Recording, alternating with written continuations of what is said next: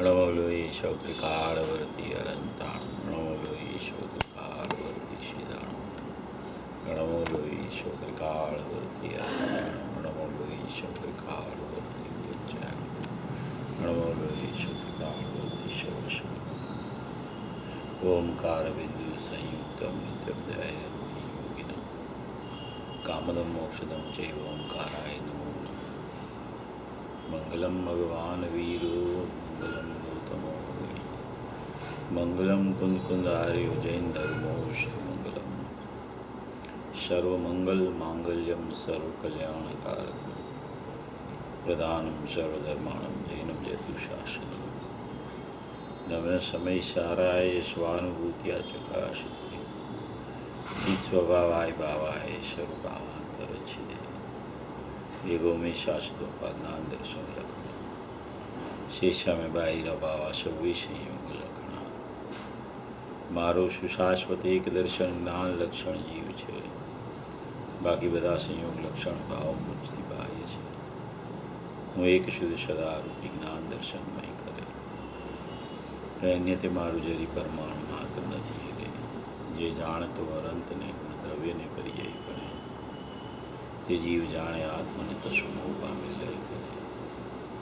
નથી અપ્રમત કે પ્રમત નથી એ જ્ઞાન ભાવ છે એ રીત શુદ્ધ કથા એને જે જ્ઞાન તે તો તે જ છે જેમને તો તેમજ જ્ઞાન નથી કારક નથી ભેદ કરે જાણે જે કર્મો દે નિર્જરા બંધ તેમજ મોક્ષ ધ્રુવ અચલને અનુપમ ગતિ પામેલી સર્વે સિદ્ધિ વંદી કહું શુદ્ધ કેવડી ગતિતા સમય પ્રાપ્ત સ્થાપ નિજને મોક્ષ પંથે ધ્યાનુભવતે અને તેમાં જ નિત્ય વિહાર પર નહીં વિહાર પર દ્રવ્યો વિશે ઓમ શ્રી નમઃ શિવાય નમઃ શિવાય।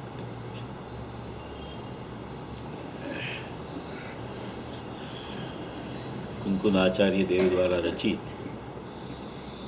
આ સમયસારજી પરમાગમ છે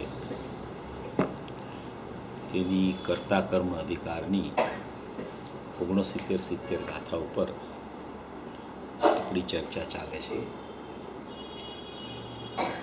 69-70 ગાથા કર્તા કર્મ અધિકારની પ્રથમ ગાથા છે। તેમાં જૈન દર્શનની જેટલી વ્યવસ્થાઓ બતાવવામાં આવે છે એ બધું નિરૂપણ 69-70 ગાથામાં આવી જાય છે। 3 પ્રકારના સંબંધ બતાવીને મુખ્યત્વે જેટલી ચર્ચાઓ જીનાગમોમાં ભરેલી છે એનું એકદમ ચોખ્ખું સ્વરૂપ આ 69-70 ગાથામાં આવ્યું છે। 69-70 ગાથામાં જે સંબંધો બતાવવામાં આવ્યા છે એ પ્રત્યેક સંબંધો જીવને અનાદિથી પોતાની દરેક સમયે વર્તતી પર્યાયમાં ચાલી રહ્યા છે। દરેક સમયે વર્તતી પર્યાયમાં કોઈ સમય એવો નથી કે એને એ સંબંધ ક્યાંય લાગુ ન પડતો હોય એવી 3 સંબંધરૂપી વાત આમાં ખૂબ જ અદ્ભુત રીતે કરવામાં આવી છે। ધર્મ જે સમજવાનો હોય અને ધર્મરૂપે જે રીતે પરિણમવાનું હોય તો એમાં જે પ્રત્યેક સમયની એની ક્રિયાઓ ચાલતી હોય પ્રત્યેક સમયની ક્રિયા તો જીવ પકડી નથી શકતો કારણ કે એ પકડવા જાય ત્યાં બીજી અસંખ્ય ક્રિયાઓ થઈ ગઈ હોય છે। છતાં પણ એકાંતે એવું નથી કે એને ખ્યાલમાં જ ન આવતું હોય કારણ કે જ્ઞાનનો જે સમયે ક્રિયા થાય છે જે સમયે સંયોગ ક્યાંય રાગનો બને છે અને જે સમયે એક ક્ષેત્રાવગા સંબંધ કર્મ સાથે રહેલો છે એવું જાણવું એવો જ્ઞાનનો સ્વભાવ છે। જે સમયે સંબંધ બને છે એ જ સમયે જાણવું પણ બનતું હોય છે। એટલે કોઈ સમયે નથી કાંઈ પ્રવૃત્તિ થતી ને નથી ખ્યાલમાં આવતી એવું નથી હોતું. એને ખ્યાલમાં આવતું જાય છે ને ત્યાં સમયો નીકળી જાય છે એમ કહેવાનો આશય હોય છે. જે એમ કહેવામાં આવે છે ને કે ભાઈ એક સમયની પર્યાય તો પકડાતી નથી, તો હવે આપણે પર્યાયને શું વિચારમાં લેવી, એ તો એને વિચારમાં લેવા જાય ત્યાં સંખ્ય પર્યાય ચાલી ગઈ હોય છે. ગુરુદેવના પ્રવચનમાં આવે તો એ વાત તો બરાબર જ છે, એમ જ છે. પણ છતાં પણ આત્માર્થી મુમુક્ષુ હોય, જેને જ્ઞાનની ઉર્ધ્વતા ભલે વિકલ્પાત્મક દશાઓ પણ ચાલતી હોય, એવા જીવને અમુક અંશે એની પર્યાયો જેવી જેવી થતી હોય ને એ એના જ્ઞાનમાં ખ્યાલમાં આવવા માંડે છે. એવું નથી કે કોઈ ખ્યાલ જ નથી આવતો. જો એવું હોય, ખ્યાલ જ ન આવતો હોય તો જ્ઞાનીઓ ઉપદેશ દેવાનું જ બંધ કરી દે તો કોઈ જીવ પામી ન શકે ક્યારેય. એટલે આમાં જે ચર્ચાઓ આ 69-70 ગાથામાં આવી છે ને, જ્ઞાન સાથે નિત્ય તાદાત્મ્ય સંબંધ છે. દરેક જીવને રહેલો છે અત્યારે નિત્ય તાદાત્મ્ય સંબંધ જ્ઞાન સાથે કહેતા જ્ઞાન આદિ અનંત ગુણો સાથે આત્માને નિત્ય તાદાત્મ્ય સંબંધ પ્રત્યેક સમયે રહેલો છે. પછી બીજો સંબંધ આવ્યો સંયોગ સિદ્ધ સંબંધ. તો સંયોગ સિદ્ધ સંબંધ પણ કોઈ પણ અજ્ઞાની જીવ હો તો એને એકત્વ બુદ્ધિપૂર્વક સંયોગ સિદ્ધ સંબંધ ચાલતો હોય છે. સંયોગમાં તો રાગાદી ભાવ છે, તો એની એકત્વ બુદ્ધિપૂર્વક સંયોગ સંબંધ ચાલતો હોય છે. અને જ્ઞાની થઈ ગયા હોય છે એને એકત્વ બુદ્ધિ તૂટી ગઈ હોય છે, પણ અસ્થિરતાજન્ય રાગ ચાલતો હોય તો જાણવારૂપી સંબંધ ચાલતો હોય છે. શું? જાણવારૂપી સંબંધ ચાલતો હોય. અજ્ઞાનીને એકત્વ બુદ્ધિપૂર્વક રાગ સાથે સંબંધ ચાલતો હોય સંયોગ સિદ્ધ, અને જ્ઞાનીને જાણવારૂપી સંબંધ ચાલતો હોય એને સંયોગ સિદ્ધ સંબંધ કહેવામાં આવે. એ પણ ચાલે જ દરેક જીવને, જીવ માત્રને ચાલતો હોય છે. પછી ત્રીજો સંબંધ આવે છે એક ક્ષેત્રાવગા સંબંધ. એક ક્ષેત્રાવગા સંબંધ કીધો, એક ક્ષેત્રાવગા સંબંધ કર્મ સાથે લાગુ પડે છે. દ્રવ્ય કર્મ 8 છે ને, નાનાવરણી આદિ દ્રવ્ય કર્મ 8 છે, તો એની સાથે એક ક્ષેત્રાવગા સંબંધ લાગુ પડે છે કે પ્રત્યેક સમયે એક ક્ષેત્રાવગા સંબંધથી કર્મ ઉદયાધીન રૂપે ત્યાં એની નજીકની સત્તામાં એક ક્ષેત્રાવગાહે ત્યાં અત્યારે વિદ્યમાન છે. તો એ સંબંધ પણ અત્યારે વર્તમાનમાં વર્તી રહ્યો છે. તો ત્રણેય પ્રકારના સંબંધ, નિત્ય તાદાત્મ સંબંધ જ્ઞાન આદિ અનંત ગુણો સાથે, સંયોગ સંબંધ રાગ આદિ ભાવ કહેતા ક્રોધમાન માયાલોભ, એટલે કે દ્વેષના પરિણામ ક્રોધમાન, રાગના પરિણામ માયાને લોભ, એવા ક્રોધમાન માયાલોભ એને રાગ આદિ ભાવ કહેવાય. તો એવા એ જેટલા કસાયો હોય, 4 પ્રકારના કસાય કીધા ચારિત્ર અપેક્ષાએ: અનંતાનુબંધી, અપ્રત્યાખ્યાનાવરણી, પ્રત્યાખ્યાનાવરણી અને સંજ્વલન. એવા અનંતાનુબંધીના ક્રોધમાન માયાલોભ, અપ્રત્યાખ્યાનાવરણીના ક્રોધમાન માયાલોભ, પ્રત્યાખ્યાનાવરણીના ક્રોધમાન માયાલોભ એટલે રાગ દ્વેષ, સંજ્વલનના ક્રોધમાન માયાલોભ, એ 4 કરીને 16 પ્રકારના કસાય એની સાથે સંયોગ સિદ્ધ સંબંધ ચાલી રહ્યો છે. સંયોગ સિદ્ધ સંબંધ એને કસાય કહેવાય. એ કસાય ભાવ કહેવાય. ક્રોધમાન માયાલોભ રાગ દ્વેષના પરિણામ એને કસાય ભાવ કહેવાય. અનાદિથી અજ્ઞાની જીવની પોતાની સત્તામાં બહિર્લક્ષે વર્તતા ક્રોધ માન માયા લોભ જેની સાથે એને એકત્વ બુદ્ધિ ચાલી રહી છે, એવા અજ્ઞાનીને એની સાથે સંયોગ સંબંધ રહેલો છે એમ કહેવામાં આવે. તો એ પણ વિદ્યમાન છે વર્તમાનમાં, છે ને.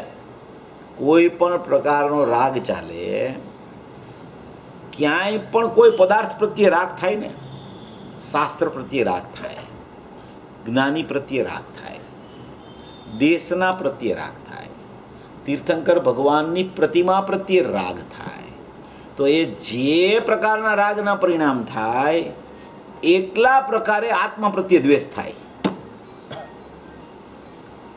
જેટલા પ્રકારના રાગના પરિણામ બહિર્મુખ ચાલે કોઈ પણ ભાવમાંથી આપણે સ્થૂળ અજ્ઞાન ભાવ તો લેતા નથી.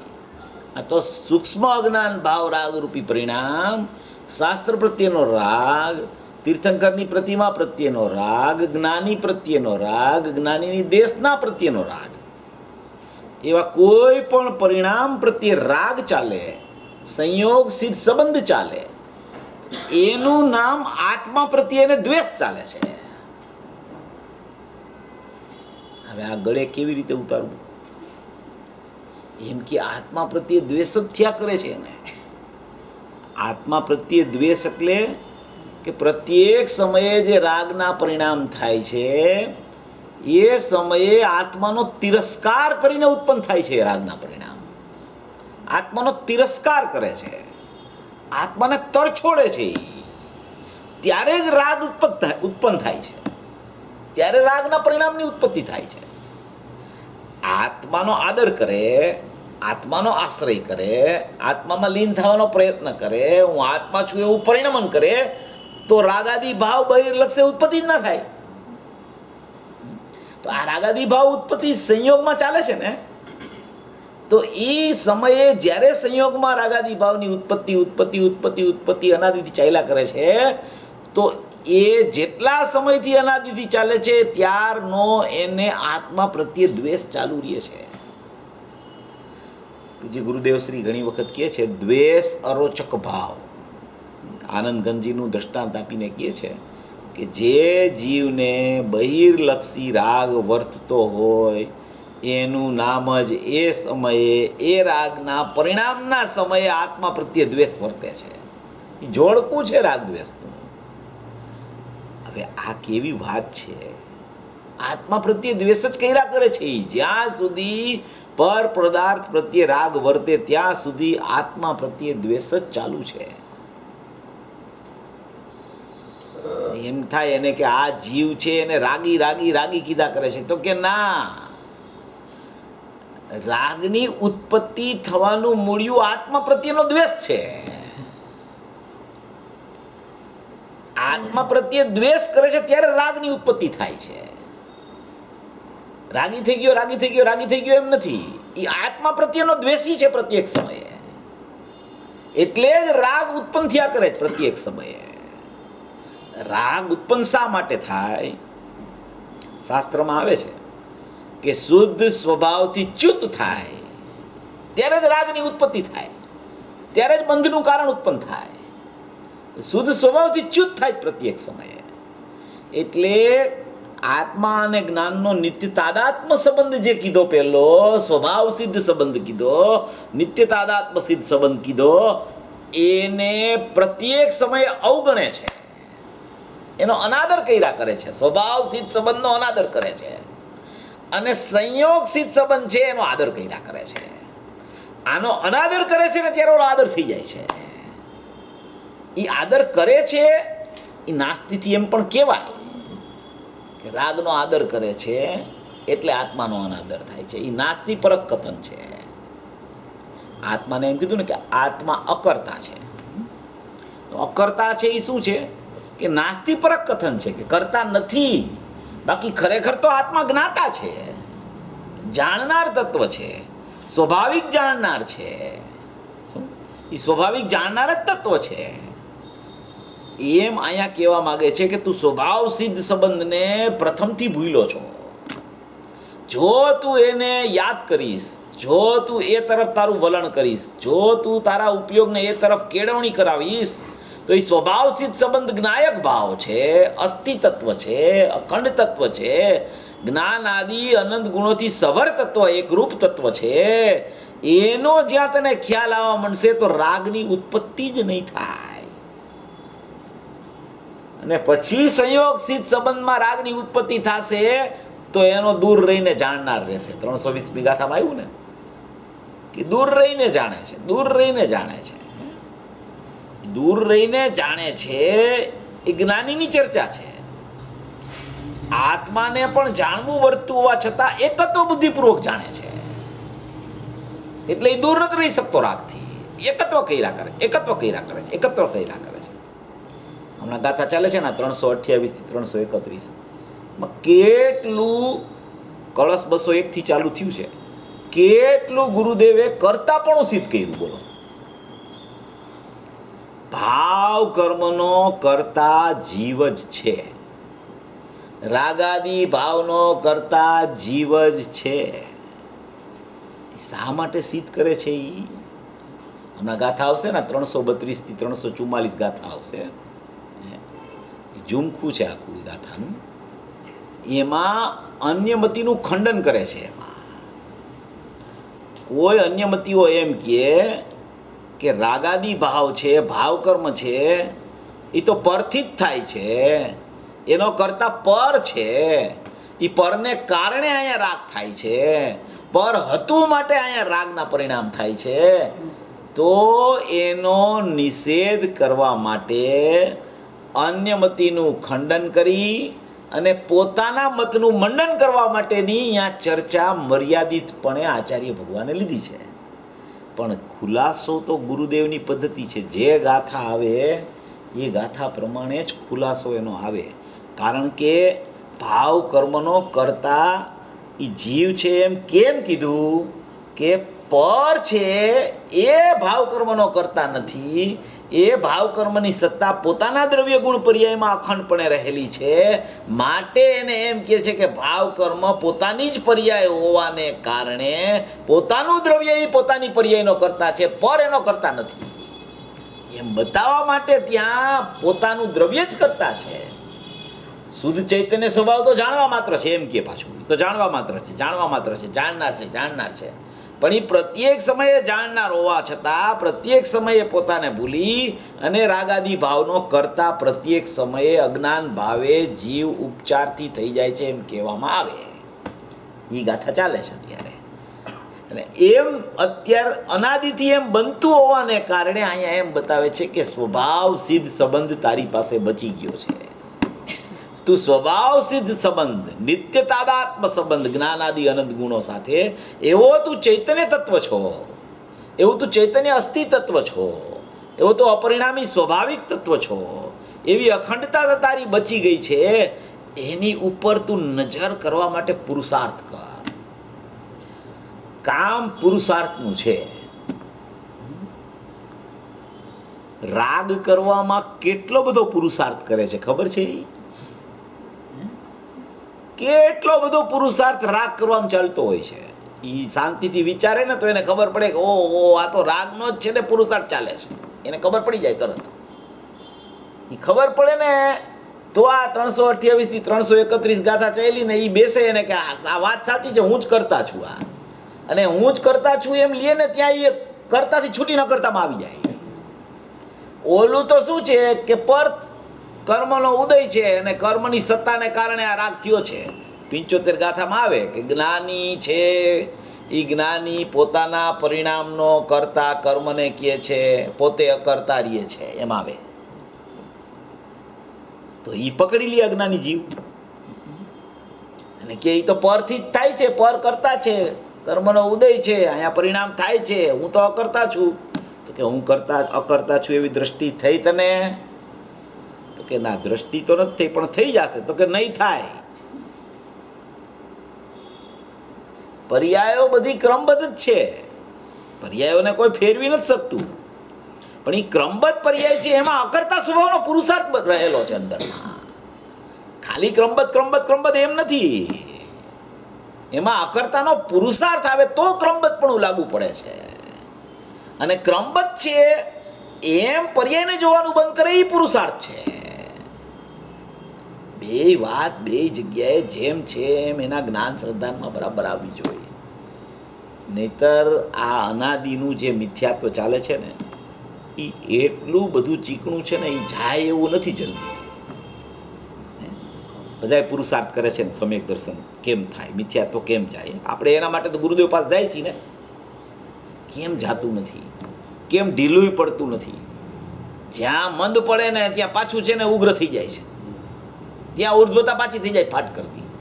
2-4 દી એવા પરિણામ લાગે કે ઓહો હવે મિથ્યાત્વ તો આમ એકદમ ક્યાંય દેખાતું જ નથી, ક્યાં ચાહે વયું તો નથી ગયું ને, જાવ જોઈ લઉં.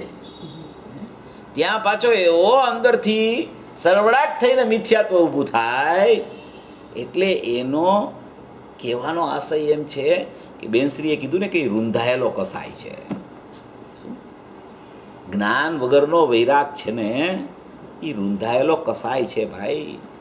એ કસાય બળવતર થશે. જ્યાં જ્ઞાન ઉર્ધ્વતા જ્ઞાનની નથી થઈ તો એ કસાયની મંદતા કોઈ કામની નથી, કોઈ કરતા કોઈ કામની નથી. ગમે તેટલા શુભ પરિણામ એને ચાલતા હોય. બંધ અધિકારમાં તો એમ કે પાછા કે એ તો શુભ પરિણામ છે, એ શુભ પરિણામ એમ કે એ તો અભવી માટે બધી અમુક વાત લાગુ પડે છે. બાકી ભવી જીવે તો શુભ પરિણામ આવે એમાં શું? એમ કે ભાઈ એમ નથી ભાઈ. અભવીનો તો દ્રષ્ટાંત આપ્યો છે અહીંયા. એનો મતલબ એવો નથી કે એ અભવીને જ લાગુ પડે છે. ગુરુદેવ તો ત્યાં સુધી કહે છે કે જો તને ભવીપણું હોય પણ ભવીપણું પ્રગટ હજી ન થયું હોય તો તું અભવી જેવો જ છો ભાઈ. ભવીપણું જો પ્રગટ ન થાય તો ભવીપણું અહીંયા દોણીમાં સંતાડીને રાખવામાં કામનું શું? એ રાખી મૂકે એમને કે હું તો ભવી છું, હું તો ભવી છું. પણ ભવીપણું પ્રગટ કરી દે ને ભાઈ. ભવી હતો જો તને ભવીપણું પ્રગટ ન થાય તો તારામાં ને અભવીમાં ફરક શું છે? તો કાંઈ ફરક નથી. એટલે એમ કરીને અહીંયા 3 પ્રકારના સંબંધની એટલી બધી ઉત્કૃષ્ટ વાત આ 69-70 ગાથામાં બતાવી છે. નિત્ય તાદાત્મ સંબંધ બતાવ્યો, પછી એણે બતાવ્યો સંયોગસિત સંબંધ બતાવ્યો, અને પછી એક ક્ષેત્રાવગા સંબંધ બતાવ્યો. આવી કોઈ અપૂર્વ ચર્ચા આ 69-70 ગાથામાં છે. આપણે ગાથા શરૂ કરી હતી, બહુ સુંદર ગાથા છે.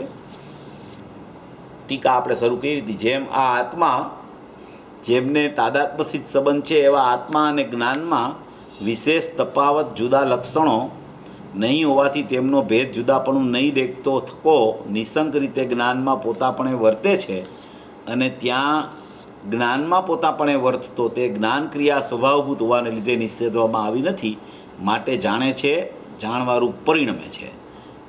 એમ કરીને પહેલાં નિત્ય તાદાત્મ સંબંધની આમાં ચર્ચા કરે છે. આપણે ગયા રવિવારે વાત લીધી હતી કે ભાઈ આ સમય પ્રાવૃત્ત પઠન કરીને અર્થ તત્વથી જાણીને ઠરશે અર્થમાં આત્મા તે ઉત્તમ સૌખ્યને પામશે. એ 415મી ગાથા છે. મેં ગયા વખતે 412 કીધી હતી ભૂલથી, પણ એ એકચ્યુઅલી 415 ગાથા. 412 તો બીજી છે, આપણે મંગલાચરણમાં બોલી છે ને, પણ 415 ગાથા છે. એ 415 ગાથામાં આ જ વાત મૂકી છે. આ પહેલો સંબંધ જે બતાવ્યો ને કે નિશંક રીતે કેવી રીતે પોતાના આત્મામાં ઠરે, તો એ નિશંકપણું કેવી રીતે એને આવી જાય, તો કે જે જ્ઞાનની ક્રિયા છે એ અર્થ તત્વથી જાણીને, અર્થ એટલે દ્રવ્ય, તત્વ એટલે ભાવ એટલે ગુણો, અને જાણીને એટલે એની પર્યાય જ્ઞાનની ક્રિયા. એ જ વાત આમાં મૂકી છે આચાર્ય ભગવાને 69-70 ગાથામાં. એમ કહે છે કે જ્ઞાન ક્રિયા સ્વભાવભૂત હોવાને લીધે નિષેધવામાં આવી નથી, માટે જાણે છે અને જાણવા રૂપ પરિણમે છે. જાણે છે એનો સ્વભાવ છે, જાણવા રૂપ પરિણમન છે એની ક્રિયા છે. જાણે છે એ સ્વભાવ છે એનો, જાણનાર તત્વ છે, જ્ઞાયક તત્વ છે, ચૈતન્ય તત્વ છે, અપરિણામી તત્વ, શાશ્વત તત્વ, એકરૂપ તત્વ, અખંડ તત્વ, નિર્લેપ તત્વ, એનો જાણનાર સ્વભાવ છે. જાણનાર જાણનાર જાણનાર જાણનાર. જેમ 320મી ગાથામાં દ્રષ્ટાંત આવ્યો ને ચક્ષુનો, કે ચક્ષુ શું કરે? માત્ર દેખે જાણે, માત્ર દેખે જાણે. જે કાંઈ થયા કરે દેખે જાણે, જે કાંઈ થયા કરે દેખે જાણે, બસ જાણવું એનો સ્વભાવ. કોઈ પણ ક્રિયા થાય ને એમાં જોડાઈ ન જાય, એમાં એકમેક ન થઈ જાય. એકમેક થઈ જાય તો ચક્ષુ રૂપે ન રહીએ ને ઓલો પદાર્થ રૂપે પણ ન રહીએ. જો એકમેક થઈ જાય તો જેમ આ ચક્ષુ દૂર રહીને જાણે છે, જેમ આ ચક્ષુનો દેખવાનો માત્ર સ્વભાવ છે, એમ આ ચૈતન્ય સ્વરૂપ આત્માનો માત્ર જાણવાનો સ્વભાવ છે. અહીંયા સંયોગ સિદ્ધ સંબંધે જોડાણો, રાગાદી ભાવ સાથે એકત્વ બુદ્ધિ થઈ, તો કઈ તો જાણનાર તત્વ છે. એ ચૈતન્ય તત્વ જાણનાર માત્ર છે. એ જાણવું થાય છે કે આવું થયું, જાણવું થાય છે કે આવું થયું, જાણનાર છે કે આવું થયું, જ્ઞાન થાય છે કે આવું થયું. તો એ આવું થયું એવું જાણવું જ્ઞાનમાં થાય છે. એ જ્ઞાન એનો સ્વભાવ છે. થાય છે બધું, એનો સ્વભાવ નથી, વિભાવ છે એનો. આટલી બધી ભેદ જ્ઞાનની પરાકાષ્ઠા છે. એમ અહીંયા કહે છે કે જાણે છે એટલે કે જાણવું એનો સ્વભાવ છે, જાણનાર એનો સ્વભાવ છે, અને એ જાણવું એનો સ્વભાવ છે એ રૂપે પરિણમે છે. એટલે કે જ્ઞાન ક્રિયા સ્વભાવભૂત છે, એવું પરિણમન સ્વભાવભૂત છે, એવું પરિણમન સ્વભાવભૂત હોવાને કારણે એનો નિષેધ કરવામાં આવતો નથી. એમ કરીને જ્ઞાનની ક્રિયાનું અસ્તિત્વ જાણવા રૂપે રહી ગયું છે, એવું જાણનાર તત્વને જાણે છે, એનું નામે નિસંગતા આવી ગઈ છે. આટલી વસ્તુ છે ને, આ એમાં જ દ્રવ્ય ગુણ પર્યાય બધું આવી જાય છે. આટલી જ વસ્તુ પોતાનો આત્મા છે, આટલી જ વસ્તુમાં આત્મા રહેલો છે, અહીંયા જ આત્મા છે. ક્યાંય આત્મા એને શોધવો હોય ને તો આ પેલા પેરેગ્રાફમાં જે 4 સાડા 4 લીટી છે ને એમાં જ આત્મા મળશે. એના પછી જેટલી વાતો છે ને એ બધી સંયોગ સંબંધ, એક ક્ષેત્રાવગા સંબંધની જેટલી થતી સ્થિતિઓ છે એનું જ્ઞાન કરાવે છે. એક થતી સ્થિતિ છે અને એક છે એ હોવાપણા રૂપની સ્થિતિ છે. તો હોવાપણા રૂપની સ્થિતિ શું છે કે એ જાણવા રૂપે છે, એ જાણનાર છે અને જાણવા રૂપ પરિણમન છે. ઓલી થવાપણા રૂપ સ્થિતિ છે એ સંયોગ સંબંધ ને એક ક્ષેત્રાવગા સંબંધ છે. આમ બેયને જુદા જુદા બતાવ્યા કરે છે. જો આ જાણવા રૂપ સંબંધ છે, જાણવા રૂપ સ્થિતિ છે, જ્ઞાન ક્રિયામાં જાણવું જાણવું જાણવું જાણવું જાણવું જાણવું ચાલી રહ્યું છે. કાંઈ પણ થાય જાણવું થાય છે, કાંઈ પણ થાય જાણવું થાય છે. શબ્દ કાને અથડાય તો કે જ્ઞાન થાય છે, હે રાગ થાય તો કે જ્ઞાન થાય છે, પ્રતિમાના દર્શન કરે તો કે મને જ્ઞાન થાય છે, શાસ્ત્ર વાંચન કરે તો કે મને તો જ્ઞાન થાય છે. એમ જ્ઞાનની ઉર્ધ્વતા જે જીવ કરશે, જ્ઞાનમાં જે આવી જશે એને સંયોગ સંબંધ, એક ક્ષેત્રાવગા સંબંધ હોવા છતાં એની એકત્વ બુદ્ધિ નહીં ચાલે, સંબંધ રહી જશે, એકત્ર તૂટી જશે. એમ બહુ અદ્ભુત વાત બતાવે છે. આ એટલી બધી અપૂર્વ વાત છે. એમ કે આપણને ચર્ચા કરતા કરતા એમ લાગે કે જાણે જુદો ન પડી ગયો હોય જીવ, એવો ખ્યાલ આવે. આમ રીતસર એમ ખ્યાલ આવે રીતસર, ઓ આ તો જુદું જ છે, ઓલું જુદું છે, આ જુદું છે, ઓલું જુદું છે. બધી જગ્યાએ ભેદ જ્ઞાનથી છે ને અભેદમાં જવાય છે, ભેદ જ્ઞાનથી અભેદમાં જવાય છે. અભેદ તો અભેદમાં છે. હવે અભેદ અભેદમાં છે એનું જ્ઞાન કેવી રીતે કરવું? તો કે ભેદ પાડી અને ભેદથી અભેદનો વિચાર કરવો, એટલે અભેદમાં ચાલ્યો જાય જીવ, ભેદ છૂટી જાય. એમ અહીંયા બતાવે છે કે જ્ઞાન ક્રિયા સ્વભાવભૂત હોવાથી એનો નિષેધ ક્યારેય થઈ શકે નહીં. તમે રાગની ક્રિયાનો નિષેધ કરી શકો, એક ક્ષેત્રાવગાનો નિષેધ કરી શકો. એમ કરતાં કરતાં કરતાં જો તમે જ્ઞાનનો નિષેધે ચડી જાઓ તો ભાઈ આત્માનો નિષેધ થાય છે. એવું સ્વરૂપ નથી. એટલે અહીંયા કહે છે કે જ્ઞાન ક્રિયા સ્વભાવભૂત હોવાથી નિષેધવામાં આવી નથી. આ એનો નિત્ય તાદાત્મ્ય સંબંધ છે, એની સાથે એની નિસંગતા ક્રિયારૂપ જ્ઞાનથી જોડાઈ જાય છે. એને એમ કહેવામાં આવે છે કે આ જીવે નિત્ય તાદાત્મ્ય સ્વભાવસિદ્ધ સંબંધને ઓળખી લીધો.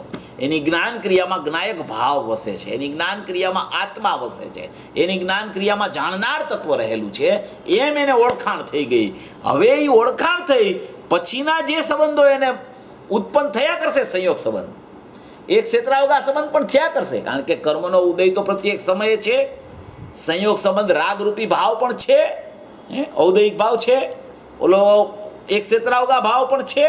અને અહીંયા નિત્ય તાદાત્મ્ય સંબંધ સાથે જો જોડાણ થઈ જાય, એનું જ્ઞાન ક્રિયામાં જ્ઞાયક ભાવ રહેલો છે એમ ખ્યાલમાં આવી જાય, તો આ બધું હોવા છતાં એને પોતાનું નથી લાગતું, હોવા છતાં એનાથી જુદો પડી જાય છે, હોવા છતાં એનું એકત્વ નથી ચાલતું, હોવા છતાં એ વસ્તુ મારી નથી એમ ખ્યાલ આવી જાય છે.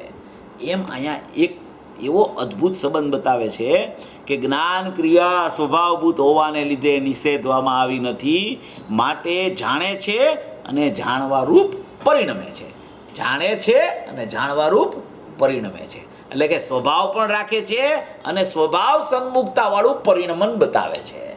પરિણમન અને અપરિણામી બેયનું એકત્વ જ્યારે થાય છે ત્યારે સંયોગ સંબંધથી એકત્વ તૂટે છે, એક ક્ષેત્રાવગા સંબંધથી એકત્વ તૂટે છે. એમ આમાં અદ્ભુતથી અદ્ભુત બતાવે છે. દ્રવ્ય ગુણ પર્યાયનું સ્વરૂપ છે ને એ જ્યાં સુધી જીવ દ્રવ્યમાં જ્ઞાન, ગુણમાં જ્ઞાન અને પર્યાયમાં જ્ઞાન એ પ્રકારે દ્રવ્ય ગુણ પર્યાયને જ્યાં સુધી જોવે નહીં અને જ્યાં સુધી ઓળખે નહીં ત્યાં સુધી એને રાગની લાળ લંબાયા જ કરે. એને જો રાગ જ દેખાયા કરે પર્યાયમાં, અને જ્યારે પર્યાયમાં રાગ દેખાય છે ત્યારે પર્યાયમાં જ્ઞાન છે એવો એને વિશ્વાસ ન આવે, તો રાગની એકત્વ બુદ્ધિ જીવને ક્યારેય તૂટે નહીં. એ રાગ સાથે એકત્વ બુદ્ધિ અનાદિની આટલા માટે જ ચાલે છે, કારણ કે પર્યાયમાં રાગ છે. એ સમયે પર્યાયમાં જ્ઞાન છે કે નહીં? ચારિત્રની વિપરીત પર્યાયમાં રાગ ચાલે છે, એ સમયે જ્ઞાનની પર્યાયમાં જ્ઞાનનું પરિણમન છે કે નહીં? અને બે પર્યાયનો ઉત્પાદ એક સાથે છે કે અલગ અલગ છે? એ જ સમયે શ્રદ્ધાની પર્યાયનો ઉત્પાદ પણ છે, જ્ઞાનની પર્યાયનો ઉત્પાદ પણ છે, ચારિત્રની પર્યાયનો પણ ઉત્પાદ છે. તો એ સમયે જ્ઞાનનો ઉત્પાદ હોવાને કારણે જ્ઞાન ક્રિયા તો સ્વભાવભૂત છે. એ તો સ્વભાવમાંથી આવતું જ્ઞાન છે. રાગ સ્વભાવમાં જ નથી આવતો, મિથ્યાત્વ સ્વભાવમાંથી નથી આવતું, જ્ઞાન સ્વભાવમાંથી આવે છે. તો એ જ્ઞાનની ક્રિયા નિષેધવામાં નથી આવી, કારણ કે એ સ્વભાવમાંથી આવતી ક્રિયા છે, એટલે એનો નિષેધ નથી થઈ શકતો. રાગ પરના લક્ષ્ય થતો હોવાને કારણે એનો નિષેધ કરવામાં આવે છે. મિથ્યાત્વ રાગને મારું માનવાથી થતું હોવાને કારણે એનો નિષેધ કરવામાં આવે છે. મિથ્યાત્વ અને રાગ આત્મામાંથી ન આવતા હોવાને કારણે એનો નિષેધ કરવામાં આવે છે. જ્ઞાન આત્મામાંથી આવતું હોવાને કારણે જ્ઞાન ક્રિયા સ્વભાવભૂત છે. એટલે એ જ્ઞાન ક્રિયા પકડાય છે, ત્યાં જ જ્ઞાયક ભાવ પકડાઈ જાય છે. પૂજ્ય ભાઈ છે ને એ કહેતા હતા, છેલ્લે પ્રવચનો થતા હતા ને, તો અહીંયા સ્વીટ હોમમાં ઘણા પ્રવચનો થયા. ત્યારે એ કહેતા હતા કે કોઈ પણ જીવ હોય ને, કોઈ પણ જીવ એ જો જ્ઞાન સુધી પહોંચી જાય ને, જ્ઞાન સુધી, તો એ ઘણો અંદર આવી ગયો. એ તો પર્સન્ટેજ આપતા હતા, આપણે પર્સન્ટેજનું કંઈ કામ નથી, ઘણો અંદર આવી ગયો ટૂંકમાં. એમ એ જ્ઞાનમાં આવી ગયો ને જે જીવ, એ હમણાં જ્ઞાયકમાં જશે. જ્ઞાન જ્ઞાયકનો સ્વભાવ છે, એટલે એ જ્ઞાનના ભેદરૂપ સ્વભાવમાં તો આવી ગયો, ભિન્નરૂપ સ્વભાવમાંથી નીકળી ગયો. રાગ ભિન્ન છે ત્યાંથી નીકળી ગયો. જ્ઞાન છે એ કેવું છે તો કે એ જ્ઞાયકનો ભેદ છે, પણ નાયકનો ભેદ હોવા છતાં એ જ્ઞાયકથી અનન્ય ને અભિન્ન છે. એ અભિન્ન હોવાને કારણે, જ્ઞાયકનો ભેદ હોવાને કારણે ભિન્નમાંથી છૂટીને જો ભેદમાં આવી ગયો જ્ઞાયકના, તો એ ભેદ અભેદને અભિન્ન તો પ્રગટ થઈ જશે. તો એ ભેદમાંથી સીધો અભેદમાં ચાલ્યો જશે, એને વાર નહીં લાગે. એમ કે ભાઈ જ્ઞાન તો પર્યાય છે, જ્ઞાન તો એક સમયની પર્યાય છે. હવે એક સમયની પર્યાયમાં તો અનંત ગુણેય નથી, અને અનંત ગુણ એક સમયની પર્યાયમાં નથી, તો એમાં આવવાથી ફાયદો શું? તો કે ગુરુદેવ એનું સ્પષ્ટીકરણ કર્યું છે. આમાં ગુરુદેવનું સ્પષ્ટીકરણ કર્યું છે. આ પહેલું પ્રવચન છે ને, એમાં ગુરુદેવ છેલ્લે કીધું, જો હું વાંચી સંભળાવું તમને. આપણે એની સાથે કાંઈ એને ઉર્ધ્વ કરવાની વાત નથી. દ્રષ્ટિનો વિષય દ્રષ્ટિના વિષયની જગ્યાએ અકબંધ હોય છે, પણ એ દ્રષ્ટિનો વિષય દ્રષ્ટિમાં ક્યારે આવે કે એ જ્ઞાન ક્રિયામાં આવે ત્યારે દ્રષ્ટિનો વિષય દ્રષ્ટિમાં આવે. તો અહીંયા પૂજ્ય ગુરુદેવશ્રીએ એક વાત કરી કે જો આમાં છે કે જાણવાપણે પરિણમન થયું એ સ્વાભાવિક ક્રિયા ધાર્મિક છે, શુદ્ધ પરિણમન છે તે ધાર્મિક ક્રિયા છે, તેને નિષેધવામાં આવી નથી. તેને તે આ ક્રિયા અને પરિણતિ છે માટે નિષેધ પર્યાય એમ નથી. આ ક્રિયા છે એના પરિણતિ છે માટે નિષેધ કરવો એમ નથી. ગુરુદેવ કહે છે તો કે પર્યાય થઈને પણ, તો કે પર્યાય થઈને માટે નિષેધ એમ નથી કહે. ભલે પર્યાય થઈ એટલે એનો નિષેધ કરવો એમ નથી. દરેક પર્યાયનો તમે નિષેધ જ કર્યા કરો. રાગની પર્યાયના નિષેધની જેમ તમે જ્ઞાનની ક્રિયાને જો નિષેધમાં લઈ લ્યો, તો ગુરુદેવ એમ કહે છે કે પર્યાય થઈને, એમ કે પર્યાય થઈને માટે નિષેધ છે એમ નથી. પર્યાય એ શુદ્ધ પરિણમન છે માટે નિષેધવામાં આવી નથી. શુદ્ધ પરિણમન એટલે જ્ઞાન ક્રિયામાં નિસંગતા આવી, એને શુદ્ધ પરિણમન કીધું. તો કે ક્રિયા તો થઈને, કે એ ક્રિયા તો થઈને, જ્ઞાનની ક્રિયા થઈ ગઈ ને. હું તો નિષ્ક્રિય છું, તો ક્રિયાનો તો નિષેધ જ હોય ને. હું નિષ્ક્રિય છું, એમાં ક્રિયા ક્યાં છે? તો કે 100% એમાં ક્રિયા છે જ નહીં. નિષ્ક્રિયમાં તો નિષ્ક્રિય શુદ્ધ પારિણામિક, હમણાં આવ્યું 320 ગાથામાં, નિષ્ક્રિય શુદ્ધ પારિણામિક, એમાં સક્રિયતા જ નથી. નિષ્ક્રિયતામાં સક્રિયતાનો સર્વથા અભાવ છે. કોઈ પણ શુદ્ધ પરિણમન હો, અશુદ્ધ પરિણમન હો કે સામાન્ય પરિણમન હો, પરિણમન માત્રનો અભાવ છે જ્ઞાયક ભાવમાં. તો કે પરિણમન માત્રનો અભાવ છે. અને તમે અહીંયા એમ કહો છો કે ક્રિયા તો થઈ, પર્યાય તો થઈ, તો નિષેધ તો પર્યાયનો નિષેધ છે કે નહીં? ગુરુદેવ પોતે જ કહે છે આ તો ક્રિયા થઈ ગઈ, જ્ઞાન ક્રિયા, આ તો પર્યાય થઈ ગઈ, તો પર્યાયનો નિષેધ તો છે કે નહીં એમ દ્રષ્ટિના વિષયમાં? તો પૂજ્ય ગુરુદેવ શ્રી એમ કહે છે કે દ્રવ્ય દ્રષ્ટિમાં પર્યાય આવતી નથી, દ્રવ્ય દ્રષ્ટિમાં પર્યાય નથી આવતી. પછી શું કહે છે કે દ્રવ્ય દ્રષ્ટિ રહી એની ઘરે. શું કહે છે કે અત્યારે અહીંયા જ્ઞાન ક્રિયાની વાત ચાલે છે, દ્રવ્ય દ્રષ્ટિ રહી એની ઘરે. એટલે કે દ્રવ્ય દ્રષ્ટિ એટલે કે દ્રષ્ટિમાં દ્રવ્ય છે એ ત્યાં છે, પણ એ જ સમયે જ્ઞાન ક્રિયા રહેલી છે, એમાં જાણવું ચાલુ છે અને એ જાણનારેમાં જણાય છે એમ કહે છે. આમાં ચોખ્ખું છે, શબ્દ છે, આમાં અક્ષર જ ચાપ્યું છે. આ જે પાના નંબર છે ને 13 ઉપર છે, આ પ્રવચન 144માં છેલ્લી 4-5 લીટી છે, એ વાંચી લેજો અને સાંભળી લેજો. સાંભળવી હોય તો દ્રવ્ય દ્રષ્ટિ એને ઘરે, પણ એની પરિણતિ જે છે એ સ્વભાવભૂત ક્રિયા છે, માટે તેને નિષેધવામાં આવી નથી. પરિણતિની સ્વભાવભૂત ક્રિયાનો નિષેધ ક્યારેય થઈ શકે નહીં. જો એમાં ચાહે શુદ્ધ પરિણમન થયું હોય કે જ્ઞાન ક્રિયા એની પોતાની ઉપયોગની સ્વાભાવિક ક્રિયા હોય, તો એ ક્રિયા પણ નિરંતર જીવને ચાલતી જ હોય છે. એ શુદ્ધ થાય ત્યારે જ જ્ઞાન ક્રિયાનો નિષેધ ન કરવો એમ કહેવાનો આશય નથી. જ્ઞાન ક્રિયા છે એ નિત્ય રહે છે, અનિત્ય હોવા છતાં, પલટતી પ્રત્યેક સમયે હોવા છતાં એવી ને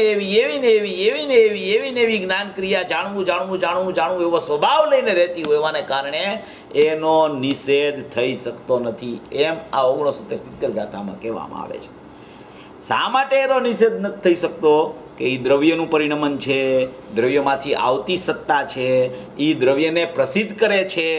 અને ક્રોધાદિ ક્રિયામાં જ્ઞાન ક્રિયા નથી, એટલે ક્રોધાદિ ક્રિયા પરભાવભૂત છે, તો એનો નિષેધ થઈ શકે છે. પણ જ્ઞાનાદિ ક્રિયા સ્વભાવભૂત હોવાને કારણે એનો નિષેધ થઈ શકતો નથી. એમ આ પહેલા 4-4.5 લીટીમાં આટલો બધો મર્મ ભરેલો છે. ખૂબ સુંદર ગાથા છે. આટલામાં જૈન દર્શન છે આખું. જ્ઞાયક ભાવ જ્ઞાનમય, એનો ગુણ જ્ઞાનમય, અને એનો ઉપયોગ એટલે કે એની જ્ઞાનની ક્રિયા પણ જ્ઞાનમય. આ દ્રવ્ય ગુણ પર્યાયમાં આત્મા પૂરો થઈ ગયો. આટલો જ આત્મા છે, આની બહાર ક્યાંય આત્મા નથી. પછી એમાં પર્યાયનો નિષેધ કરી અને જ્યારે દ્રષ્ટિનો વિષય બતાવવો હોય ત્યારે એમાં જ્ઞાન ક્રિયા પણ નથી. જ્ઞાન ક્રિયા દ્રષ્ટિના વિષયમાં નથી હોતી. એ દ્રષ્ટિના વિષયની ચર્ચા છે, અહીંયા જ્ઞાન પ્રધાન વાત છે. ઓલી દ્રષ્ટિ પ્રધાન વાત 320 ગાથામાં કહે કે કોઈ પર્યાય દ્રવ્યમાં નથી. નિયમ સારવા એમ કે 4 ભાવ છે, એ પર દ્રવ્ય પર સ્વભાવ છે ને હે છે. એ બધી વાત ત્યાં જે અપેક્ષાએ છે ત્યાં એ અપેક્ષાએ છે, પણ અહીંયા અત્યારે આ લાગુ પડે છે. અને આ શું છે? આ અનુભવ માટેનો એક દ્વાર અહીંથી ખુલે છે. બોલો અનુભવનો વિષય છે, પણ અનુભવનો વિષય અનુભવમાં કેવી રીતે આવે એ જ્ઞાન ક્રિયામાંથી એનો દ્વાર ખુલે છે. અને એ દ્વાર જેને ખ્યાલમાં આવી જાય છે એ પોતાના ઘરમાં આરામથી ચાલ્યો જાય છે. દરવાજો મળી ગયો તો હવે તો શું, એ દરવાજામાંથી અંદર પ્રવેશ જ કરવાનો રહ્યો. રાગ છે એ દરવાજો નથી, કર્મ છે એક સાથ ક્ષેત્રાવગા એ કાંઈ એનો દરવાજો નથી. ત્યાંથી પાર થઈને જ્ઞાન ક્રિયામાં આવ્યો, ત્યાં જ જ્ઞાન ક્રિયા સ્વભાવભૂત છે, તો કે જ્ઞાયકમાંથી આવતી છે, જ્ઞાયકને પ્રસિદ્ધ કરતી છે, ત્યાં જ અંદર એનો સ્વભાવમાં પ્રવેશ થઈ શકે છે. એટલે અહીંયા કહે છે કે જેમ આ આત્મા જેમને તાદાત્મસિદ્ધ સંબંધ છે, એવા આત્મા અને જ્ઞાનમાં વિશેષ તફાવત એટલે કે જુદા લક્ષણો નહીં હોવાથી અહીંયા વિશેષાંતર એક શબ્દ આવ્યો છે. વિશેષાંતર એટલે શું ખબર છે? આત્મા અને આશ્રવે બંનેના વિશેષાંતર, અને ઉપર આવ્યું છે આત્મા અને જ્ઞાનના વિશેષાંતર. તો વિશેષ અને અંતર, વિશેષ એટલે કે તફાવત અને આંતર એટલે કે ભેદ. એટલે કે આત્મા અને જ્ઞાન છે એ બેયમાં કાંઈ તફાવત નથી, અને આત્મા અને જ્ઞાન છે એમાં કાંઈ ભેદ નથી. આત્મા અને આશ્રવ છે એમાં લક્ષણોનો તફાવત છે, અને આત્મા અને આશ્રવ છે એમાં ભેદ છે. જ્યારે આત્મા અને જ્ઞાનમાં કોઈ પણ જાતનો તફાવત કે લક્ષણ ભેદ નથી અને આત્મા અને જ્ઞાન ભેદરૂપ પણ કદી થઈ શકતા નથી, એટલે વિશેષાંતરપણું એમાં લાગુ પડતું નથી. રાગમાં વિશેષ અંતરપણું લાગુ પડે છે. એમ કરીને એ શબ્દનો અર્થ પણ આમાં એ રીતે થાય છે. નહીં હોવાથી તેમનો ભેદ જુદાપણું નહીં દેખતો થકો નિશંક રીતે જ્ઞાનમાં પોતાપણે વર્તે છે અને ત્યાં જ્ઞાનમાં પોતાપણે વર્તતો તે જ્ઞાન ક્રિયા સ્વભાવભૂત હોવાને લીધે નિષેધવામાં આવી નથી. માટે જાણે છે અને જાણવારૂપ પરિણમે છે. જાણે છે એ સ્વભાવ, જાણવાળું પરિણમે છે. એ જ્ઞાનની પર્યાયનો સ્વાભાવિક અભેદરૂપ સ્વભાવ થઈ ગયો. એને એમ કીધું કે જાણવા પડે પરિણમે છે. એને નિશંકતા આવી ગઈ. 17-18 ગાથામાં કીધું ને કે એ નિશંક થઈ ગયો, કે અનુભૂતિ સ્વરૂપ ભગવાન આત્મા જ્ઞાનમાં અનુભવમાં આવી રહ્યો છે તો એ નિશંક થઈ ગયો. એ નિશંકપણે વર્તતો એમ અહીંયા પણ નિશંક થઈ ગયો. જ્યાં જાણવાની ક્રિયા જાણનાર સાથે અભેદ થઈ ગઈ ત્યાં નિશંકતા આવી ગઈ. એમ કરીને પછી કહે છે કે તેવી રીતે હવે બીજો પેરેગ્રાફ, હવે આ સંયોગસિદ્ધ સંબંધની ચર્ચા ચાલુ થાય છે. તાદાત્મ્યસિદ્ધ સંબંધની ચર્ચા પૂરી થઈ ગઈ. હવે તાદાત્મ્યસિદ્ધ સંબંધને આ રીતે જે ઓળખતો નથી એને પ્રત્યેક સમયે સંયોગસિદ્ધ સંબંધ થયા કરે છે. હવે એ સંયોગસિદ્ધ સંબંધનું જ્ઞાન કરાવવા માટે એ ચર્ચા આચાર્ય ભગવાન ઉપાડે છે કે જો તારો સ્વભાવ આવો છે, તારું નિત્ય તાદાત્મ્યપણું આવું છે, આત્મા અને જ્ઞાન આદિ અનંત ગુણો સાથે અભેદપણું છે, એમાં તફાવત કે કોઈ ભેદ નથી અને એવી જ્ઞાન ક્રિયા તને પ્રસિદ્ધ કરતી ઉત્પન્ન થાય છે, છતાં એવો તું સ્વીકાર ન કરતો તો તારી પર્યાયની પરિણમન સ્થિતિમાં શું થાય છે એનું જ્ઞાન કરાવે છે. એનું માત્ર જ્ઞાન જ કરાવે છે. બીજું કાંઈ થતું જ નથી. રાગ આવી નથી જતો જ્ઞાનની પર્યાયમાં, જ્ઞાનની પર્યાયમાં નથી આવતો, જ્ઞાયકમાં તો આવતો જ નથી. પણ જ્ઞાનની પર્યાય એનું લક્ષણ છે જ્ઞાયકનું, એમાં પણ રાગ નથી આવતો. એટલે એ રાગાદી ભાવનું જે સંયોગસિદ્ધ સંબંધપણું બતાવે છે, એકત્વ બુદ્ધિપણું જે બતાવે છે, એવું પણ અત્યારે વર્તમાનમાં આવા સ્વભાવને ભૂલો છો એટલે આવું છે એનું જ્ઞાન કરાવવા માટે એ પારો લખે છે. એ પારો એટલા માટે લખે છે આચાર્ય ભગવાન. તેવી રીતે જ્યાં સુધી આ આત્મા જેમને સંયોગસિદ્ધ સંબંધ છે એવા આત્મા અને ક્રોધાદી આશ્રવોમાં પણ પોતાના અજ્ઞાન ભાવને લીધે, આત્મા અને ક્રોધાદી આશ્રવોમાં પણ પોતાના અજ્ઞાન ભાવને લીધે, પોતાના અજ્ઞાન ભાવ શું કે આવો આત્મા નિત્ય તાદાત્મ સંબંધપણે રહેલો છે અને ન ઓળખવો એનું નામ પોતાનો અજ્ઞાન ભાવ. એટલે કે છે કે આત્મા અને ક્રોધાદી આશ્રવોમાં પણ આત્મા એક અને ક્રોધાદી આશ્રવો રાગાદી ભાવો આપણે જે 4-4-16 લીધા એ બધા આશ્રવો આવી જાય એમાં. મિથ્યાત્વ વ્રત કસાય યોગ એ બધા આશ્રવના ભેદ છે. 109 થી 112 ગાથામાં સામાન્ય પ્રત્યય 4 કરી અને 13 ભેદ કરશે. એ બધું વર્ણન આગળ આવશે. આ તો અત્યારે શરૂઆત કરે છે. ક્રોધાદી આશ્રવોમાં પણ પોતાના અજ્ઞાન ભાવને લીધે, શું અજ્ઞાન ભાવ છે? આત્મા અને ક્રોધાદી આશ્રવો એનું સંયોગસિદ્ધ સંબંધપણું કેમ ઉત્પન્ન થાય છે કે પોતાના અજ્ઞાન ભાવને કારણે, કર્મના ઉદયને કારણે નહીં, રાગાદી ભાવમાં એકત્વ બુદ્ધિને કારણે નહીં, પોતાના જ્ઞાનમય આત્માનું અજ્ઞાન હોવાને કારણે એવું અજ્ઞાન ઉદિત થાય છે. એટલે આત્મા અને ક્રોધનું એને સંયોગ સંબંધ વર્તી રહ્યો છે. એમ કે છે કે અજ્ઞાન ભાવને લીધે, પોતાના અજ્ઞાન ભાવને લીધે વિશેષ નહીં જાણતો થકો તેમનો ભેદ દેખતો નથી, વિશેષ જાણતો નથી, બેયની જુદાઈ જાણતો નથી, તેમનો ભેદ જાણતો નથી. વિશેષ એટલે આત્મા અને ક્રોધાદીની જુદાઈ અને એના લક્ષણ ભેદે એના ભેદ જાણતો નથી. ક્રોધાદી છે એ આશ્રવ છે અને આત્મા છે એ જ્ઞાન લક્ષણે રહેલો છે. એમ બેયના લક્ષણો જુદા છે, બેયમાં તફાવત છે. એમ જ્યાં સુધી જાણતો નથી ત્યાં સુધી અજ્ઞાન ભાવની ઉત્પત્તિ થયા કરે છે. અજ્ઞાન ભાવને લીધે વિશેષ નહીં જાણતો થકો એટલે કે અજ્ઞાન ભાવ આવો છે માટે આવો ભેદ એને ખ્યાલમાં આવતો નથી. અજ્ઞાન ભાવને લીધે વિશેષ નહીં જાણતો થકો તેમનો ભેદ દેખતો નથી ત્યાં સુધી નિશંક રીતે ક્રોધાદીમાં પોતાપણે વર્તે છે. જો આમાંય નિશંકપણે ક્રોધાદીમાં પોતાપણે વર્તે છે કે ક્રોધાદીપણું છે એમાં નિશંકતા કેવી છે કે એ જ હું છું, એ જ મારો સ્વભાવ છે, રાગાદી ભાવ જ મારું પરિણમન છે. અત્યારે કાંઈ આત્મા નિત્ય તાદાત્મ્ય સંબંધ ને જ્ઞાન ને, હવે જ્ઞાન કાંઈ દેખાતું નથી. ક્રોધ તો દેખાય છે, સમયે સમયે થાય છે. રાગ તો ખ્યાલ આવે છે કે જો આ રાગ થયો, આવો રાગ થયો, આવો રાગ થયો, મંદ રાગ થયો, તીવ્ર રાગ થયો, દેખાય છે. કસાઈનો જોર મને દેખાય છે એમ એને ખ્યાલમાં આવે છે. એટલે કે છે આવું હજી આ બધું દેખાય છે ને તમે જ્ઞાન જ્ઞાન જ્ઞાન કરો છો, આ જ્ઞાન તો અમને કંઈ દેખાતું નથી. એટલે આ ક્રોધાદી ભાવમાં પણ પોતાપણું સ્થાપીને એમાંય નિસંગતા છે એની, એકદમ નિસંગતાપૂર્વક વૈરતા કરે છે. જ્ઞાનનો કણિયો અંદર એકદમ ઉત્પાદ રૂપે રહેલો છે અને એવો આખો જથ્થો જ્ઞાયક ભાવનો જ્ઞાન ગુણથી ભરેલો પડેલો છે, ત્યાં એની નજર જાતી નથી. વિકલ્પાત્મક દશામાં પણ એને રાગાદી ભાવ ને ક્રોધાદી ભાવની જ ઉર્ધ્વતા પોતાપણું ત્યાં જ રહ્યા કરે છે.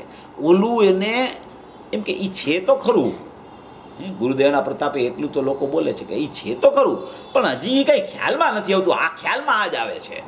એટલે એ ખ્યાલમાં નથી આવતું ને એ જેનો અજ્ઞાન ભાવ છે, એ ખ્યાલમાં લેવા માટે પુરુષાર્થ નથી કરતો, એ એનું અજ્ઞાન છે. ખ્યાલમાં નથી આવતું એ અજ્ઞાન નથી, ખ્યાલમાં લેવા માટેનો પુરુષાર્થ જ ઉપાડતો નથી, ત્યાં જ અજ્ઞાન ઉત્પન્ન થઈ જાય છે.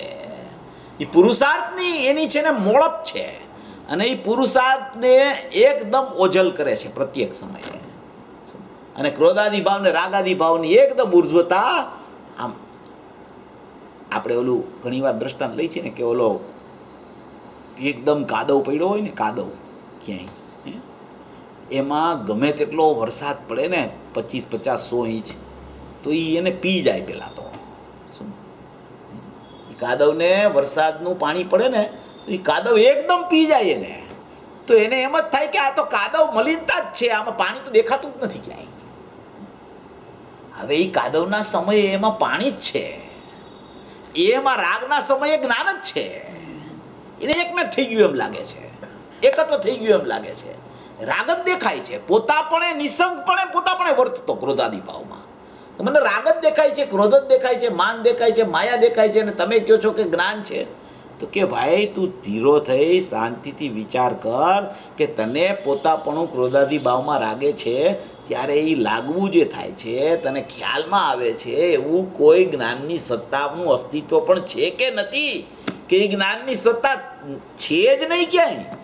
તને દેખાય છે ક્રોધ, તને દેખાય છે કે માટી છે, એમાં ગમે એટલું પાણી નાખો તોય તને માટીની મલિનતા જ દેખાયા કરે છે, પાણીની સ્વચ્છતા દેખાતી નથી ને પાણી દેખાતું નથી, પાણીનું પરિણામ નહીં દેખાતું નથી. તો તને કેમ એમ થાય છે? તને જ્ઞાનીઓ દ્વારા કહેવામાં આવે છે કે તું જ્ઞાન સ્વભાવી છો, તું જાણનાર તત્વ છો, જાણવું જાણવું જાણવું જાણવું એવો તારો સ્વભાવ છે. તો ક્રોધાદી ભાવ વર્તતો હોય એમાં પોતાપણું કરીને નિસંક કેમ તું વર્તવા માંડ્યો છો? તું ભેદ જ્ઞાન કર કે આ જ્યારે વર્તે છે ત્યારે મારું જાણવું જ્ઞાનનો સ્વભાવ છે, એમાં મને ખબર પડી કે આવું થાય છે. ત્યાં ભેદ જ્ઞાન કરીને જ્ઞાનની ઉર્ધ્વતા કર. એવા જ્ઞાનમાં તું આવી જઈશ ને તો એની દોરીએ દોરીએ જ જ્ઞાયક રહેલો છે. એમ આ ક્રોધાદીપણામાં પોતાપણે પણ નિસંગપણે વર્તે છે, એને એમાં શંકાય નથી થતી કે આ ક્રોધાદી ભાવ મારો નથી, એ મારો જ છે એમ કરીને વર્તા કરે છે. જીવનાદી કહે છે મારે ક્રોધ દૂર કરવો છે, મારે રાગ દૂર કરવો છે, મારે આ કસાઈના પરિણામ દૂર કરવા છે. એમ કેમ કહેતો નથી કે કસાઈના પરિણામ મારામાં છે જ નહીં, હું અકસાઈ સ્વભાવી છું? ઓલા દૂર કરવા ઉપર પણ નજરિયા રહીએ છે, જ્ઞાન ત્યાં ચાલ્યું જાય છે. એમ નથી કે એમ વિચાર કરતો કે કસાઈ થયો જ નથી બને, હું તો અકસાઈ સ્વભાવી છું, હું તો જ્ઞાનાનંદ પરમાત્મા છું, હું તો જ્ઞાનમય જ્ઞાયક ભાવ છું, મારામાં તો જાણવું સ્વભાવ છે. એમ કેમ વિચાર કરતો નથી? ઓને દૂર કરવાના વિચારે કેમ ચડે છે? એને દૂર કરવાના વિચારે એ બેવડાય છે અને એની તરફ નજર ન કરતા, એને યાદ ન કરતા, જ્ઞાન સ્વભાવને યાદ કરતા એ મંદ પડી અને ટળી જાય છે. એવી આમાં વાત બતાવે, અપૂર્વ વાત છે. આ ગાથા છે ને કોઈ અલૌકિક ગાથા છે, એકદમ ભેદદાનની પ્રક્રિયા છે.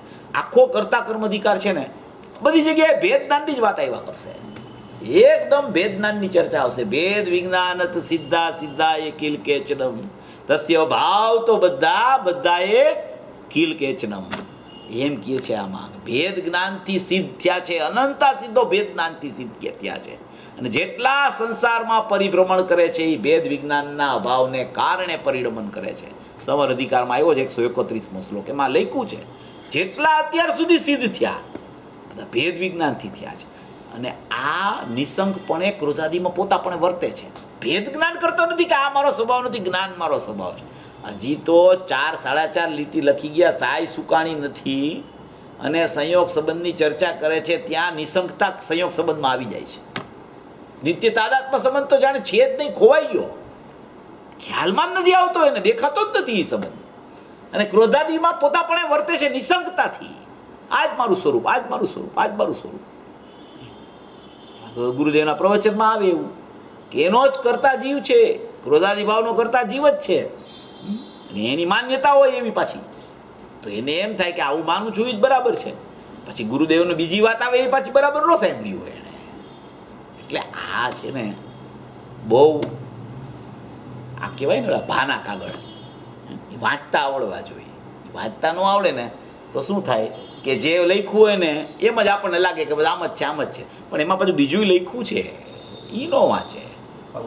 હા, પોતાનો જે અભિપ્રાય હોય ને ત્યાં એની દ્રષ્ટિ જાય, એ જ વસ્તુ એને છે ને ગમવા માંડે, એ જ વસ્તુમાં એની એકત્વ બુદ્ધિ થયા કરે. એટલે આમાં ક્રોધાદિમાં પણ ત્યાં સુધી જ્યાં સુધી એમનો ભેદ દેખતો નથી, વિશેષ જાણતો નથી આત્મા અને આશ્રવનો, ત્યાં સુધી નિશંક રીતે ક્રોધાદિમાં પોતાપણે વર્તે છે. અને ત્યાં ક્રોધાદિમાં પોતાપણે વર્તતો તે જોકે ક્રોધાદિ ક્રિયા પર ભાવભૂત હોવાથી નિષેધવામાં આવી છે, તો પણ તે સ્વભાવભૂત હોવાનો તેને અધ્યાસ હોવાથી ક્રોધરૂપે પરિણમે છે. એ કેવી છે? પરભાવભૂત છે. જ્ઞાનાદિ ક્રિયા છે કેવી? સ્વભાવભૂત છે. ક્રોધાદિ ક્રિયા પરભાવભૂત છે. છતાં એને અનાદિનો એવો એકત્વનો અભ્યાસ હોવાને કારણે એને એમાં જ પોતાપણું લાગે છે અને ક્રોધ રૂપે જ પરિણિમા કરે છે. હવે આ ભેદ જ્ઞાનનો મહામંત્ર બતાવે છે કે એ પરભાવભૂત ક્રિયા છે અને ઓલી સ્વભાવભૂત ક્રિયા છે. બોલો, આટલું બધું લખે છે. પરભાવભૂત ક્રિયા, ઓલી સ્વભાવભૂત ક્રિયા. સ્વ એટલે પોતે, ભાવ એટલે એનો ગુણ, ભૂત એટલે હોવાપણું, અને એવી ક્રિયા વર્તે છે. તો સ્વભાવભૂત ક્રિયા હોવા છતાં એ પરભાવભૂત ક્રિયા ક્રોધાદિની છે, એમાં પોતાપણે નિશંકતાથી વર્તે છે. નિશંક થઈ ગયો છે. 1, 2, 3 કલાક સ્વાધ્યાય થઈ જાય ને તો એમ થઈ જાય કે હવે આજે ઘણું કરી લીધું, ઘણું કરી લીધું. હવે એ વર્તે છે આશ્રવમાં, વર્તે છે આશ્રવમાં, અને એને એમ થાય છે મેં ઘણું કરી લીધું. એમાં ભેદજ્ઞાનનો પ્રકાર જો એને ચાલ્યો હોય, ભેદજ્ઞાનનો પ્રકાર ચાલ્યો હોય, કોઈ એવી ગર્ભિત સુત્તા પ્રગટ થવાનો કાળ આવ્યો હોય, પછી પ્રગટ સુત્તા પ્રગટ થાય, તો એવી ગર્ભિત સુત્તા પણ જો આવતી હોય ને સ્વાધ્યાયમાં, તો એ સ્વાધ્યાય કાર્યકારી થાય છે. નહીતર તો એકત્વ બુદ્ધિરૂપ જ ચાલે સ્વાધ્યાય. ગર્ભિત સુત્તા મોક્ષમાં પ્રકાશક કરતાએ લીધી છે. કોઈ એવી ગર્ભિત સુત્તા થઈ જાય. પ્રગટ સુત્તા તો સમ્યક દર્શનમાં હોય, પણ પ્રગટ સુત્તા થતાં પહેલાં કોઈ ભેદજ્ઞાનનો પ્રકાર એને ચાલુ થઈ જાય કે આત્મા અને આશ્રવ જુદો છે, જ્ઞાન ને આત્મા તાદાત્મ છે, મારી સ્વભાવભૂત ક્રિયા જ્ઞાન છે એમાં હું નિશંકપણે વર્તવો જોઉં, એની બદલે આ ભાવભૂત ક્રિયા ક્રોધાદિ ભાવ આશ્રવ ભાવ છે એમાં હું પોતાપણે નિશંકપણે વર્તા કરું છું, એમ એને ખ્યાલ આવી જાય ને તો એ બે જુદા જુદા એને એ ખબર પડવા માંડે કે આ મારું સ્વરૂપ નથી, આ મારું સ્વરૂપ છે, આ મારું સ્વરૂપ નથી, આ મારું સ્વરૂપ છે. તો એવું થતાં કોઈ એવો કાળ આવી જાય કે ગર્ભિત એટલે કે અંદરમાં કોઈ ગર્ભિત શુદ્ધતા થવા માંડે. ગર્ભિત શુદ્ધતા એટલે જ્ઞાનાદિની નિર્મળતા થવા માંડે. જ્ઞાનાદિની એક છે ને સ્વચ્છતા હોય, એક નિર્મળતા થાય અને એક શુદ્ધતા થાય. જ્ઞાનની સ્વચ્છતા તો દરેક પાસે હોય. જ્ઞાનની સ્વચ્છતા તો, જ્ઞાનનું સ્વચ્છપણું તો જેમ પાણીનું નિર્મળપણું, પાણીનું સ્વચ્છપણું સ્વભાવ છે, એવી રીતે જ્ઞાનનો પણ સ્વચ્છ સ્વભાવ છે. અને પાણીમાં જેમ નિર્મળપણું થાય છે એમ જ્ઞાનમાં પણ નિર્મળપણું થાય છે. એ નિર્મળપણું શું કે આ ગર્ભિત શુદ્ધતા એને બેયના વિભાગ ખ્યાલમાં આવે, તો એવી ગર્ભિત શુદ્ધતા અંદરમાં થાય એને જ્ઞાનની નિર્મળતા કહેવામાં આવે. સ્વચ્છતામાં કોઈ પ્રકારની સ્વચ્છતા ખ્યાલમાં આવવા માંડે એનું નામ નિર્મળતા છે. એ નિર્મળતા એટલે ગર્ભિત શુદ્ધતા થઈ. એ ગર્ભિત શુદ્ધતા ભેદજ્ઞાનથી ચાલુ થાય, અને એવા ભેદજ્ઞાનથી જો ગર્ભિત શુદ્ધતા આવવા માંડે તો પ્રગટ શુદ્ધતા તરત આવે ને આવે. એવી આ ભેદ જ્ઞાનના મહામંત્રની ચર્ચા છે. આમાં ગજબનો ભેદ જ્ઞાનનો મંત્ર બતાવે છે. એટલે આમાં કહે છે કે સ્વભાવભૂત હોવાનો તેને ક્રોધાદી ક્રિયા પ્રભાવભૂત હોવાથી નિષેધવામાં આવી છે, તો પણ તે સ્વભાવભૂત હોવાનો તેને અધ્યાસ હોવાથી ક્રોધરૂપ પરિણમે છે, રાગરૂપ પરિણમે છે, મોહરૂપ પરિણમે છે. એટલે ક્રોધ, માન, માયા, લોભ બધું લઈ લેવું રાગ દ્વેષના પરિણામ એના રૂપ પરિણમે છે. હવે અહીં જે આત્મા પોતાના અજ્ઞાન ભાવને લીધે, જો આ વિષય પાછો એક બહુ સરસ આવે છે. હવે આ વિષયો તો ઘણા છે આગળ થવામાં. હવે નિત્ય તાદાત્મ સંબંધ અને સંયોગસિત સંબંધ રાગાદી ભાવ સાથે બતાવ્યા પછી એક બહુ અપૂર્વ વાત કરે છે કે તું આ સંયોગસિત સંબંધ તને બતાવ્યો, ત્યાં તું જ્ઞાન ભૂલી નથી ગયો ને, એટલે એ જ્ઞાનને યાદ કરાવવા માટે પાછી આચાર્ય ભગવાન 3 લીટીમાં ચર્ચા ઉપાડે છે. આ આચાર્ય ભગવાનની તો એવી કોઈ શૈલી છે અને કોઈ એવી ગજબની ચર્ચાઓ કરતા હોય છે કે આપણને એમ થાય કે ભૂલો પડેલો પણ જીવ ભગવાન છે. ગુરુદેવ કહે છે ને કે ભૂલો પડેલો છે પણ છે ભગવાન, એમ કરીને એ ભગવાન છે એમ પહેલાં કહે છે, પછી તું ક્યાં ભૂલો પડ્યો છો એ બતાવે છે, અને પાછું તારું ભગવાન પણ તો આવું રહી ગયું છે ભૂલો પડ્યો ત્યારે એમ બતાવે છે. તો હવે તું એને યાદ કરવા માંડે એમ કહે છે. એટલે એમ કહે છે કે હવે અહીં જે આ આત્મા પોતાના અજ્ઞાન ભાવને લીધે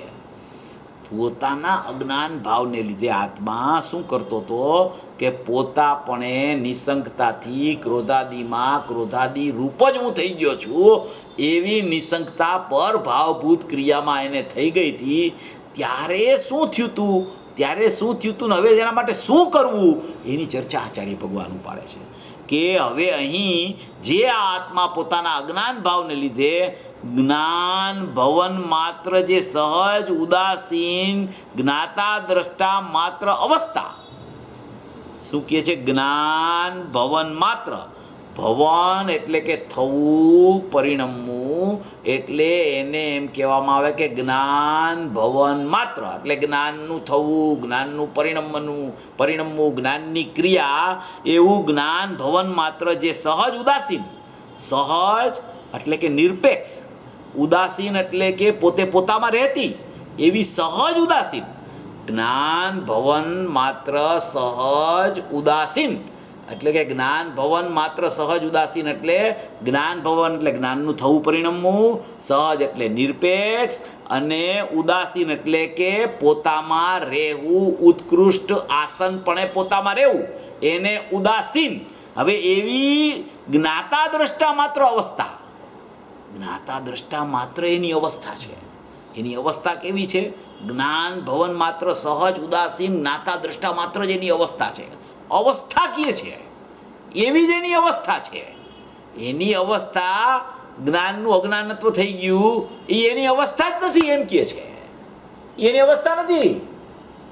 જ્ઞાન ભવન સહજ ઉદાસીન જ્ઞાતા દ્રષ્ટા માત્ર અવસ્થા એટલે એ સ્વાભાવિક એનું પરિણમન છે, એની સ્વાભાવિક ક્રિયા છે. એને જ્ઞાન ભવન કહેવામાં આવે, જ્ઞાતા દ્રષ્ટા કહેવામાં આવે. એવી જે કોઈ જ્ઞાતા દ્રષ્ટા માત્ર અવસ્થા તેનો ત્યાગ કરીને એટલે કે પ્રગટ થઈ ગઈ છે ને એનો ત્યાગ કર્યો એમ નહીં, પણ એની અવસ્થા તો આવી જ્ઞાન રૂપ જ હોવી જોઈએ, પણ જ્ઞાન રૂપ અવસ્થા હોવી જોઈએ, જ્ઞાયક રૂપ એનું પરિણમન હોવું જોઈએ. એવી જ એની જ્ઞાતા દ્રષ્ટા સહજ ઉદાસીન ભવન માત્ર ક્રિયા એની જ્ઞાનની હોવી જોઈએ. હવે એવી ક્રિયા એની નથી થતી એટલે એમ કીધું કે એનો ત્યાગ કરીને એટલે એવી શુદ્ધ અવસ્થા થઈ ગઈ છે ને એનો ત્યાગ કરે છે એમ નહીં. એની અવસ્થામાં તો જ્ઞાન ક્રિયાનું શુદ્ધ પરિણમન જ આવવું જોઈએ, પણ એવું પરિણમન એને નથી આવતું એટલે એમ કહે છે કે એવી અવસ્થાનો ત્યાગ કરીને, એટલે કે એવી અવસ્થા જ એની બનવી જોઈએ, એવી અવસ્થા જ એની થવી જોઈએ. જો આવું ભેદજ્ઞાનનો પ્રકાર બતાવવામાં આવે, આવું જ્ઞાન સાથે નિત્ય તાદાત્મ્યપણું બતાવવામાં આવે, એની જ્ઞાન ક્રિયા સ્વભાવભૂત હોવાથી નિષેધવામાં આવી નથી એમ બતાવવામાં આવે, અને આત્મા અને આશ્રવની આત્મા અને ક્રોધાદિની ભિન્ન ભિન્ન ક્રિયા ભિન્ન ભિન્ન લક્ષણ હોવાથી એ પરભાવભૂત ક્રિયા છે, છતાં તું નિસંગપણે એમાં પોતાપણે વર્તસ, અને એવા ભેદ જ્ઞાનનો પ્રકાર જો તને બતાવ્યો અને જ્ઞાન નિત્ય તાદાત્મ્યપણે આત્મા સાથે રહેલું છે એમ બતાવ્યું, જ્ઞાનની ક્રિયા સ્વભાવભૂત બતાવી, હવે તો તારી જ્ઞાન ભવન રૂપ સહજ ઉદાસીન જ્ઞાતા દ્રષ્ટા માત્ર જ અવસ્થા થવી જોઈએ. એ નથી થતી એટલે એમ કહે છે કે એનો તો ત્યાગ કરી દીધો છે. તે થવી જોઈએ અવસ્થા આવી પણ થતી નથી. કેમ થતી નથી? ક્રોધાદિમાં એકત્વ છે. કેમ થતી નથી? આત્માનું જ્ઞાન સાથે તાદાત્મ્ય છે, એનો સ્વીકાર નથી. સ્વભાવભૂત ક્રિયાને અવગણે છે, પરભાવભૂત ક્રિયાનો આદર કરે છે. એટલે એને જ્ઞાન ભવન માત્ર સહજ ઉદાસીન જ્ઞાતા દ્રષ્ટા માત્ર અવસ્થા થતી નથી એટલે એનો ત્યાગ કર્યો છે એમ કહેવામાં આવે છે.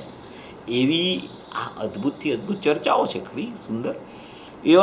એવી અજ્ઞાન ભવન વ્યાપાર રૂપ અર્થાત તેનો ત્યાગ કરીને અજ્ઞાન ભવન વ્યાપાર રૂપ અર્થાત ક્રોધાદિ વ્યાપાર રૂપ પ્રવર્તો પ્રતિભાસે છે તે કરતા છે. એટલે કે આવી અવસ્થા ન થઈ એટલે એને ત્યાગ કરી દીધો. એવી અવસ્થા ન થઈ એટલે એનો ત્યાગ કર્યો. એટલે અજ્ઞાન ભવન વ્યાપાર રૂપ અર્થાત અજ્ઞાન ભવન વ્યાપાર રૂપ એટલે ક્રોધાદિ ભાવ રૂપ ક્રોધાદિ વ્યાપાર રૂપ પ્રવર્તો પ્રતિભાસે છે.